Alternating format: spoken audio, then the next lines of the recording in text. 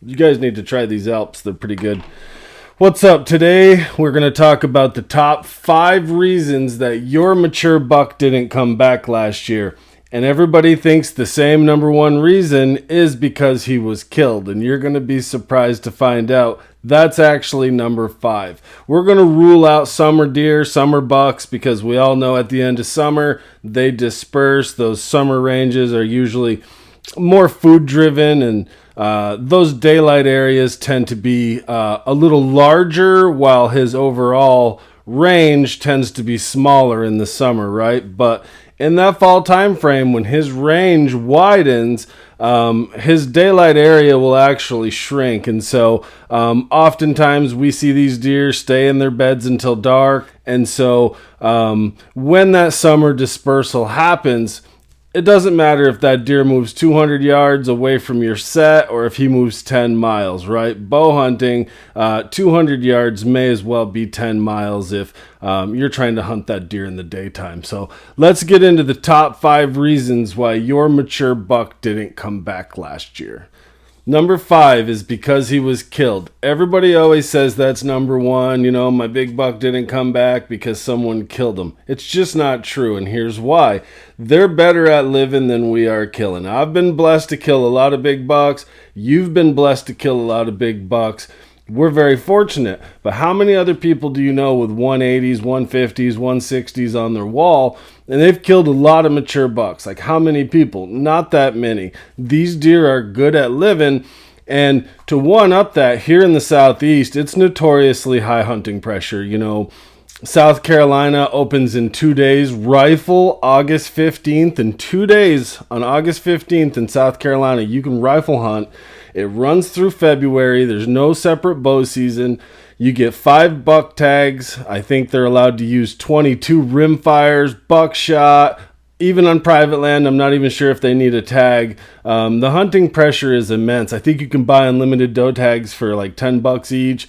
In North Carolina, it's not much better. You get 8 deer tags. People line up and down the sides of the roads. They're allowed to use buckshot, huge packs of deer dogs. And so what I will say is, even in the Southeast, where we have very few good deer and we have hunting pressure like seen rarely in other places in the country, I'm still able to get these mature deer to come back year after year. And so I put these deer dying as number 5 on the list because it's just not true.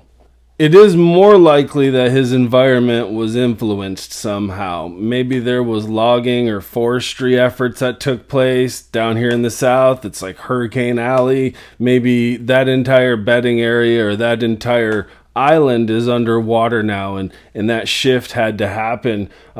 Maybe it's hunting pressure like we alluded to, deer dogs, lots of people. You can't have a presence on a piece of property day in and day out and expect those mature bucks to want to catch a rem cycle there. That's not how it works.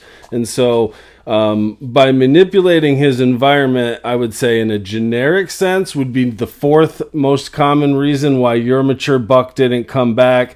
And that kind of segues into the 3rd most common reason why your mature buck didn't come back. Number 3, you lured him in. And while that technically is influencing his environment, luring deer can cause repeatability in the here and now, right? Like you put a mineral station in and this buck over here comes and he hits it every day until the minerals are gone. Or maybe it's corn, or maybe it's something you put on a rope to attract that deer from his normal daytime routines, right? Because if you were able to just hang a camera and get a buck, you wouldn't be buying and spending your money on corn and all that other stuff, right? So when you lure deer, you can get repeatability in the here and now, right? Like you can get a buck to come and hit that feed station.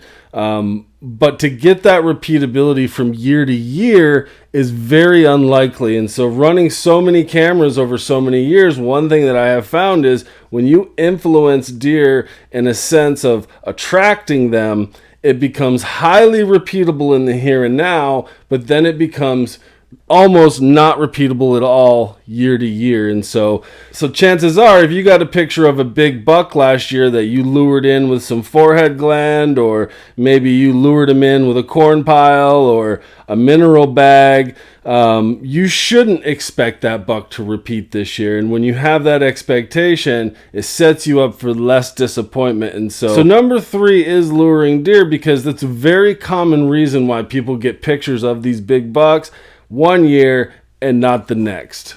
Drum roll. No drum roll. Number 2, any guesses? The number 2 reason why your buck didn't come back this year is because you had night pictures. You know, I've talked about this until I'm blue in the face, but you need to focus on daytime deer. Daytime deer are the most repeatable from year to year natural daytime deer movement. And so the chances are, even more likely than 5, 4, and 3, the number 2 reason, the more likely reason that you got a picture of a mature buck last year, or someone got a picture of a mature buck last year and not this year, is because it was a night picture. What I consider a night picture is anything after 9:30 at night, and anything before really 5 a.m. in the morning. You know, if you're into those 10, 11 p.m., 2, 3 a.m. hours, that's a night pick. Deer like to go out and explore at night under the cover of darkness.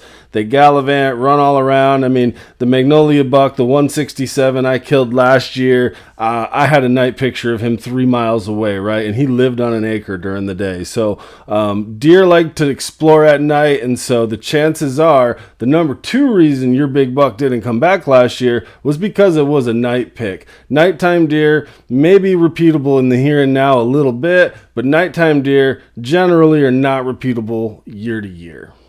The number 1 reason why your buck didn't come back this year is simply because 50% of them don't. I've been running more than 100 cameras for more than a dozen seasons now, and I've tracked the data meticulously as an engineer. I've been documenting my historical data and other findings very meticulously. And so one thing that I can confidently say, and maybe it's because of where I live in the South and how much pressure we have and the hurricanes and dogs and everything else, but I have to use my findings as a baseline for everybody, right? And so one thing that I can confidently say is 50% of bucks just don't repeat. It's not in their nature to do so. Even if you follow all of the things that I put out and you don't lure him in and he's hitting a naked scrape and you went in there and you found his bed burnt to the dirt and his daylight bubble and this and that and the other thing, it doesn't matter, because 2 out of 4 bucks are not coming back. If you had 2 shooters last year, one of them's not coming back. That doesn't mean he's dead. That just is how deer are. I've grown spike horns into shooters. You've grown spike horns into shooters. If you run enough scrapes and you've done this long enough and you're getting away from other hunters and you're, doing the common sense things, you're going to grow bucks into shooters just like I do. And so that should just be the expectation that you're going to lose half of them. They're going to leave. But with that being said, repeatability is the path to efficiency. And when you can get a handful of these repeater bucks that come back year after year, and you can get dialed into, their preferences on dates and habitat and the doe groups that they correlate to, you can set yourself up with some high odds sits. And so hope you guys enjoyed the top 5 reasons of why your buck didn't come back this year. Drop a comment below if you think I forgot a reason, or if you'd like to add one or discombobulate my list, whatever it is, drop it down below.